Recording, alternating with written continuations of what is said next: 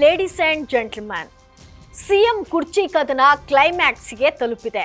DK Shivakumar ಹಾಗೂ ಸಿದ್ದರಾಮಯ್ಯ ನಾನಾ ನೀನಾ ಅಂತ ಪ್ರತಿಷ್ಠೆಗೆ ಇಳಿದಿದ್ದಾರೆ.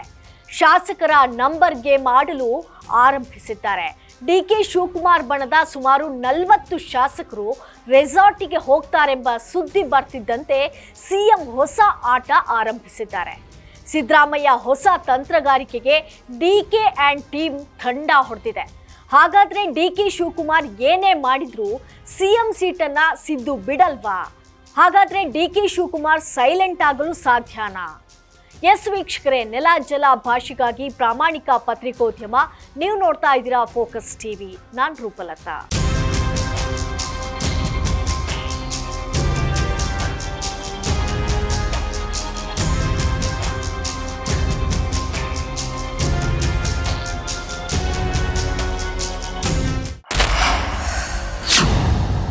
ಹೌದು, ಸಿಎಂ ಸಿದ್ದರಾಮಯ್ಯ ಹಾಗೂ ಡಿಕೆ ಶಿವಕುಮಾರ್ ಅವರಿಬ್ರು ಸಿಎಂ ಸೀಟಿನ ಕದನದಲ್ಲಿ ದಿನಕ್ಕೊಂದು ಹೊಸ ಆಟ ಆಡ್ತಿದ್ದಾರೆ.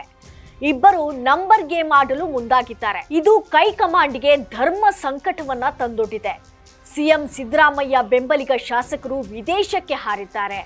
ಡಿಕೆ ಕೂಡ ನಾನೇನು ಕಡಿಮೆ ಇಲ್ಲ ಎಂಬಂತೆ ತಮ್ಮ ಬೆಂಬಲಿಗರ ಡಿನ್ನರ್ ಪಾರ್ಟಿ ಮಾಡಿದ್ದಾರೆ. ಈಗ ಸ್ವದೇಶದಲ್ಲೇ ಇದ್ದುಕೊಂಡು ಶಾಸಕರ ನಂಬರ್ ಗೇಮ್ ಆಡಲು ಪ್ಲಾನ್ ಮಾಡಿದ್ದಾರೆ. ಇದು ಸಿಎಂ ಸಿದ್ದರಾಮಯ್ಯ ಅವರನ್ನ ಕೆರಳಿಸಿದೆ. ಡಿಕೆ ನಂಬರ್ ಗೇಮ್ನಿಂದ ಕೂಡಲೇ ಎಚ್ಚೆತ್ತ ಸಿಎಂ ಸಿದ್ದು ತಮ್ಮ ತಂತ್ರಗಾರಿಕೆಗೆ ಮತ್ತಷ್ಟು ವೇಗ ನೀಡಿದ್ದಾರೆ.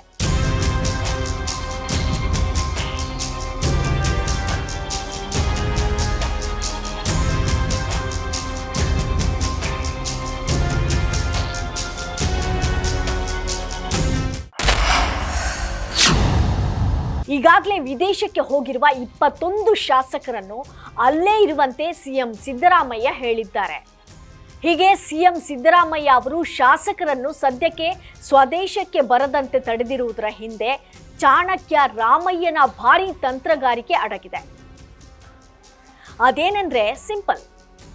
ಎಐಸಿಸಿ ಮೂಲಗಳ ಪ್ರಕಾರ ಮಾರ್ಚ್ 2ರಂದು ಕೈಕಮಾಂಡ್ ನಾಯಕರು ಸಿಎಂ ಹಾಗೂ ಡಿಸಿಎಂ ಇಬ್ಬರನ್ನು ದೆಹಲಿಗೆ ಬರುವಂತೆ ಸೂಚಿಸಿದ್ದಾರೆ.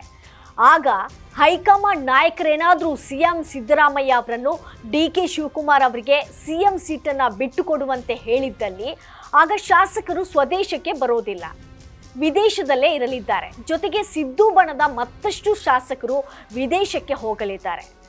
ವಿದೇಶದಲ್ಲಿದ್ದುಕೊಂಡೇ ಡಿಕೆ ಆ್ಯಂಡ್ ಟೀಮ್ ವಿರುದ್ಧ ಸಿದ್ದು ಆ್ಯಂಡ್ ಟೀಮ್ ಭಾರೀ ತಂತ್ರಗಾರಿಕೆ ಮಾಡಲಿದ್ದಾರೆ. ಅಲ್ಲಿಂದಲೇ ಶಾಸಕರು ಕೈಕಮಾಂಡ್ ನಾಯಕರಿಗೆ ಸ್ಪಷ್ಟವಾದಂಥ ಸಂದೇಶ ರವಾನಿಸಲಿದ್ದಾರೆ.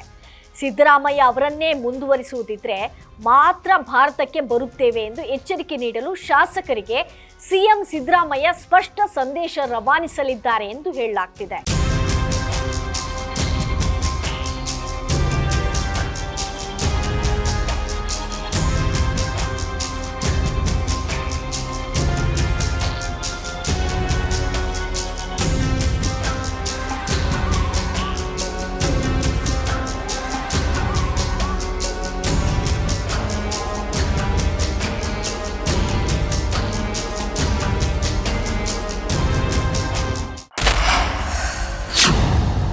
ಒಟ್ಟಾರೆ ಸಿಎಂ ಸೀಟಿನ ಕದನ ರೋಚಕ ಘಟ್ಟಕ್ಕೆ ಬಂದಿದೆ. ಸಿದ್ದು ಡಿಕೆ ತಮ್ಮದೇ ಪ್ರತಿತಂತ್ರಗಳನ್ನ ಮಾಡ್ತಾ ಇದ್ದಾರೆ. ಶಾಸಕರ ನಂಬರ್ ಗೇಮ್ ಆಡಲು ಆರಂಭಿಸಿದ್ದಾರೆ. ಯಾವ ಕ್ಷಣಕ್ಕೆ ಯಾವ ಬೆಳವಣಿಗೆ ಆಗಲಿದೆ ಎಂಬುದೇ ಸದ್ಯದ ಪ್ರಶ್ನೆ. ಇದಾಗಿತ್ತು ಈ ಹೊತ್ತಿನ ಸ್ಪೆಷಲ್. ನೆಲ ಜಲ ಭಾಷೆಗಾಗಿ ಪ್ರಾಮಾಣಿಕ ಪತ್ರಿಕೋದ್ಯಮ. ನೋಡ್ತಾ ಇರಿ ಫೋಕಸ್ ಟಿವಿ.